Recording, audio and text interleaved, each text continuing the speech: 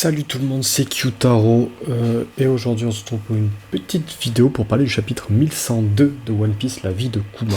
Mais avant je vais vous demander pour cette fin d'année un petit abonnement, un like, si on peut passer la barre des 400 avant la fin de l'année, voire des 500, ça serait vraiment top. Mais sur ce, par contre ce chapitre qui, putain, était vraiment, c'était mignon de ouf, c'était touchant. Parce que du coup on voit que Bonnet est devenu une pirate après s'être évadé de son île. Et on voit qu'elle utilise son fruit sur les autres pour les transformer en vieux et autres, quoi. Elle s'est fait un équipage pirate. Et on voit qu'elle poursuit l'objectif de trouver son père Kuma. Donc je trouve son équipage un peu mignon, ils sont tous souriants et tout. Après, est-ce que ça cache quelque chose? Je ne pense pas, hein, ça serait bizarre. Mais du coup, c'est cool. Kuma continue à s'évader, il a encore son humanité à ce moment-là. C'est un parallèle d'ailleurs, on voit un parallèle du moment où Luffy obtient sa première prime, après avoir battu Arlong. Donc c'est marrant parce que t'as Dragon du coup qui réacte et qui dit qu'il va aller à Locktown, là où il y a Smoker. C'est la fois où il a du coup sauvé Luffy. Il dit pas à Sabo pourquoi, mais bon, nous on sait pourquoi du coup. On voit aussi le réact de Jinbei quand Ace lui montre, qui est étonné de voir ce petit gars battre Arlong. Et pareil, on voit Kuma aussi, qui est étonné de voir le fils de Dragon finalement devenir un pirate. Donc à mon avis c'était ça, la réaction dans le chapitre précédent de Dragon. Je pense que Dragon ne voulait pas que Luffy devienne un pirate, tout comme Garp ne voulait pas que Luffy devienne un pirate. Peut-être que comme Garp voulait que Luffy devienne un membre de la marine, peut-être que Dragon voulait aussi que Luffy devienne un révolutionnaire ou autre. Du coup c'est drôle de voir que Luffy a décidé de choisir son propre chemin. C'est un peu cool. Bref, on voit quelques passages avec Bonnet et son équipage assez chouette, plus Kuma qui commence à avoir des clones de lui apparaître. Et là on va venir retracer toutes les interactions qu'a eu Kuma avec l'équipage de Luffy.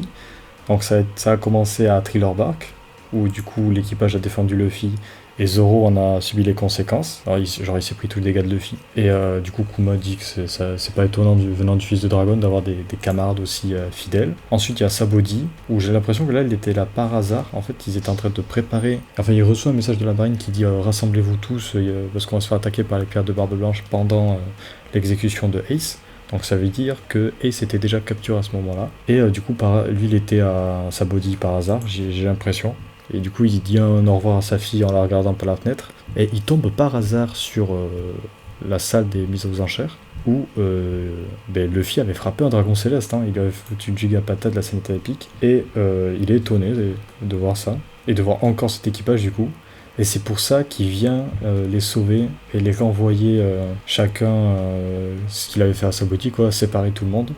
Et il dit qu'il est triste de ne pas pouvoir leur dire, mais que c'est pour leur bien, quoi, finalement. Et que Luffy a tort de dire qu'il a pu sauver personne, mais qu'ils ont juste besoin de devenir plus forts. Donc c'était totalement ce qui s'est passé. Hein. Et après, du coup, on revient à Vegapunk où Saturne lui dit bon, tu vas changer Kuma en robot, je m'en bats les couilles, quoi. Vegapunk dit est-ce que vous m'autorisez à faire quand même un petit truc Saturne dit non, juste exécute-toi. Et donc il fait ça, et Kuma fait un doublon de ses souvenirs. Vegapunk lit tous ses souvenirs.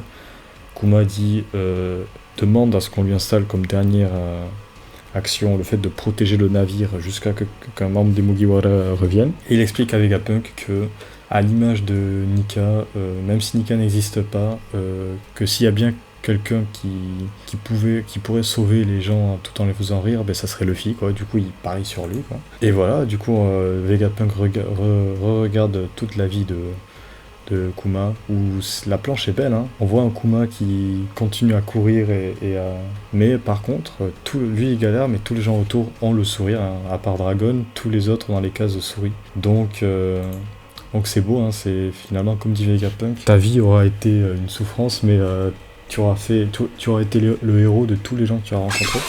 Donc c'est beau, ce chapitre c'est pas mal. Il lui dit, tu diras à Bonnet, joyeux anniversaire, joyeuse 10e anniversaire, quoi. Et le chapitre se finit sur ça. Il y aura une pause la semaine prochaine. Donc ce chapitre était très beau, je trouve. On espère quand même au prochain chapitre revenir au présent. Et je pense honnêtement le prochain chapitre, il y aura retour au présent. Et il y aura, je vois bien un Luffy se lever en mode remis en forme, quoi. Avec un petit duel contre Saturne, je vais pas vous mentir. En sachant qu'il y a aussi Zoro qui se bat toujours. Donc à voir. Peut-être qu'on aura la conclusion du combat de Zoro aussi. Bref. Sur ce, je vous dis pas la semaine prochaine, mais la semaine d'encore après. Bonne soirée, ou bonne après-midi, ou bonne matinée en fonction de quand vous regardez cette vidéo. Et ciao tout le monde.